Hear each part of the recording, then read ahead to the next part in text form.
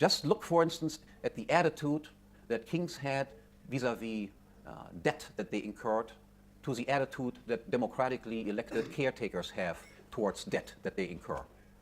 Kings were by and large held responsible for the debt. Even their heirs were, not in all cases, but in many cases considered to be liable for the debt incurred by their parents.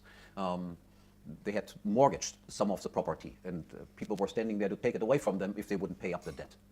That did not prevent them to increase their debt, especially during wartime, but during peacetime they usually drew down their debt.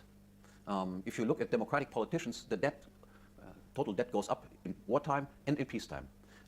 They are not personally liable for it. There are always some suckers in the future that are liable for it.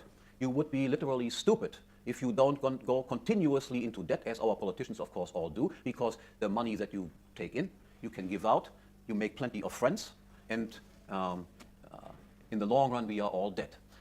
Who cares what happens in the future? So democratic politicians are short-run people. They are like little children, as I explained in my lecture about time preference. I have to have the fun right now. Whereas kings tend to be behaving more like adults do. That there are sometimes exceptions, I will not deny, but there is a fundamental structural difference. If we would have never introduced democracy, but would have stayed and kept traditional monarchies with strong powers of the monarch, our standards of living would be infinitely higher than they currently are.